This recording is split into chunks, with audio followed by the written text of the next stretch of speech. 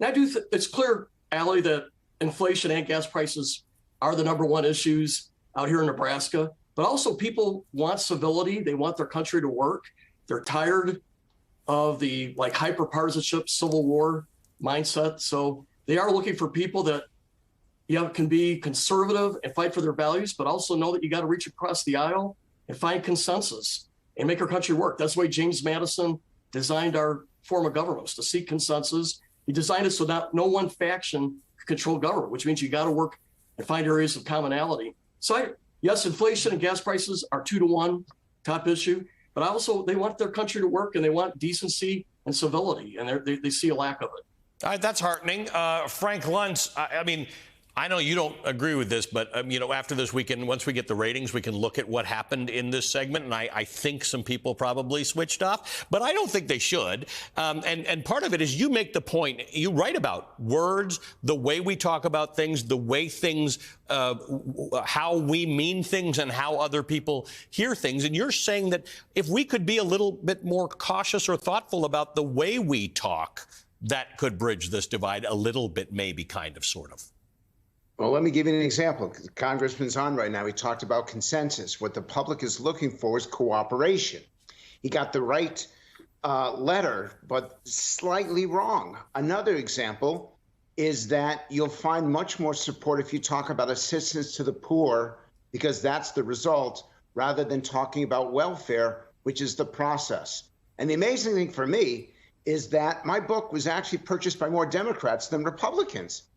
That I have more trouble talking to those on the right than I do on the left, because the left, quite frankly, often communicates more effectively because they talk from the heart, because they talk with emotion and passion.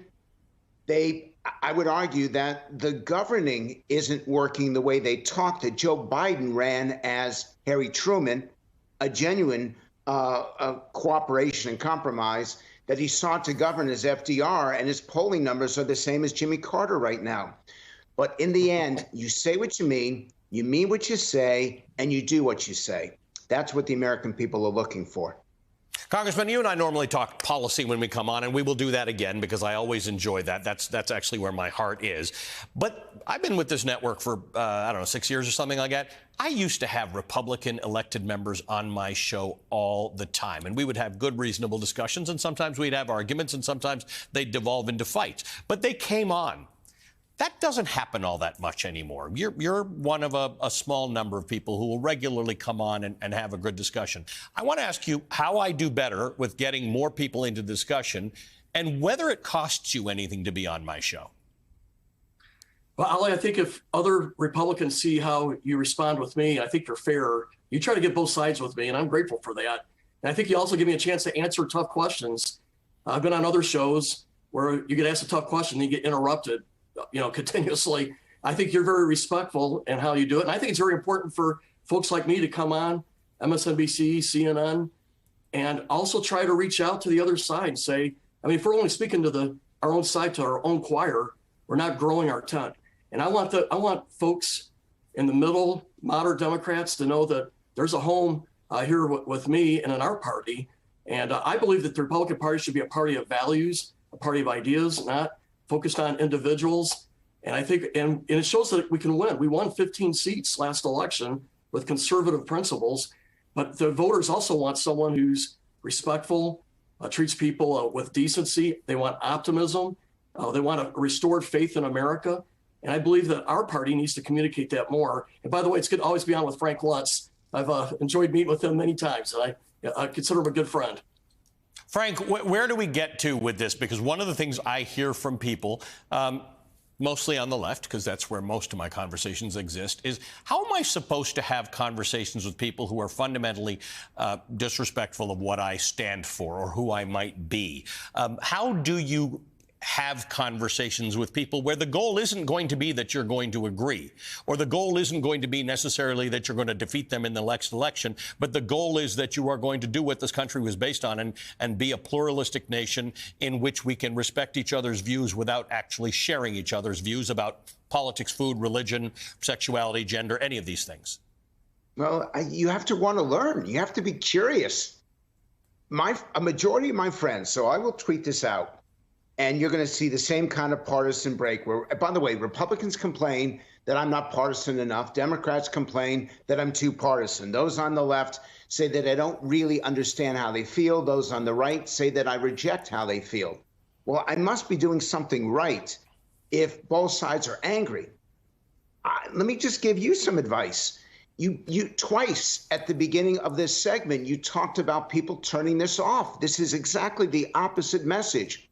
I spent a lot of time watching MSNBC. I worked for MSNBC for 5 years, and I even won the only Emmy Award that the MSNBC won in 2001.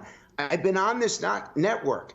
I want to hear what the left and the right say. I want this combination. I love being surrounded by people who disagree with me. And Ali, you should be promoting that. Here's a chance to hear what the other side says. But truth is, I wouldn't even call it the other side. Here's a different perspective. If we divide ourselves by Republican and Democrat, if we divide ourselves by the other side, then we are automatically causing this rift and this division. And if I can put a little bit of solemn thought to you all, the number one reform that the public is looking for, even more than healthcare, even more than taxes, is our democracy itself. It is under threat. It is under attack. And if we don't do a better job, maybe not agreeing with each other, but at least hearing each other out, we're in real trouble. Don Bacon, how does that conversation go with some of your colleagues? Because some of the stuff that, and I don't mean this to be partisan, but some of the stuff that Republicans are doing these days must make you cringe in the morning. Well, we have hyper-partisanship on both sides, Ali. That's the thing. I mean, I hear tons of hate from the left and a lot of false accusations. You got, like the state Democratic chair here calling people racist and anti-Semitic on the other side, and that doesn't help either. It's hard to work with someone when they're calling you racist and anti-Semitic, but that's on the left. But we have also people on the right that say no compromise. You can't give an inch. Well, that doesn't work either. This system of government requires that we have to find areas, okay, I'll use Frank's word, cooperation, areas that we can agree. If we can agree on 50% of the fixes on the border, let's fashion legislation to get 50% done. I think a half loaf of bread versus demanding 100% and getting zero. And that's what's going on in Congress right now. We see, for the most part, there's a few exceptions, both sides want 100%. They won't take 50%, and then we get very little done.